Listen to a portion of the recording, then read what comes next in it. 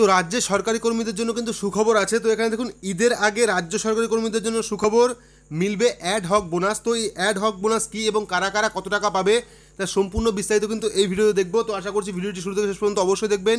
ভিডিওটি ভালো লাগলে অবশ্যই একটি লাইক করবেন, চ্যানেলটিকে সাবস্ক্রাইব করে পাশে রাখা বেল আইকনটি প্রেস করে নোটিফিকেশন অল করে রাখবেন এইরকম নতুন নতুন ভিডিওর আপডেট সবার আগে পেতে। তো চলুন শুরু করি।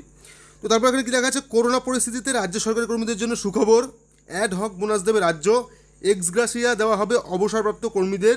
ঈদের আগে রাজ্যের এই সিদ্ধান্তে কিন্তু খুশি মুসলিম কর্মীরা। তো তারপরে কী আছে, বৃহস্পতিবার নবান্নের তরফ থেকে জারি করা হয়েছে এই নির্দেশিকা। সেখানে বলা হয়েছে রাজ্যের তরফে দেওয়া হবে অ্যাড হক বোনাস এবং উৎসব অ্যাডভান্স। সর্বোচ্চ 12,000 টাকা পর্যন্ত মিলবে কিন্তু অ্যাড হক বোনাস।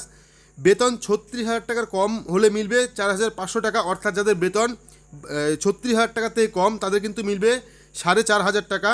অমুসলিমদের ক্ষেত্রে কিন্তু আবেদনের সময়সীমা 27 সেপ্টেম্বর থেকে 5 অক্টোবর পর্যন্ত, অর্থাৎ মুসলিম বাদ দিয়ে যারা যারা আছেন তাদের আবেদনের সময়সীমা কিন্তু 27 সেপ্টেম্বর থেকে 5 অক্টোবর পর্যন্ত।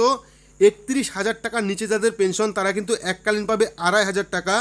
ডিএ সহ 36 থেকে 45,000-এর মধ্যে বেতন যাদের তারা কিন্তু 12,000 টাকা অগ্রিম বেতন পাবেন। পরিশোধের জন্য সময় পাওয়া যাবে 10 মাস সময়, অর্থাৎ এই টাকা পরিশোধ করতে পারবেন 10 মাস সময় ধরে। মুসলিম কর্মচারীরা ঈদের আগে কিন্তু আবেদন করতে পারবেন। অর্থনীতিকে চাঙ্গা করতে কিন্তু আগেই কেন্দ্রের তরফ থেকে কেন্দ্রীয় সরকারি কর্মীদের উৎসব অ্যাডভান্স দেওয়ার কথা ঘোষণা করেছিল। এবার একই পথে হাঁটলো কিন্তু রাজ্য।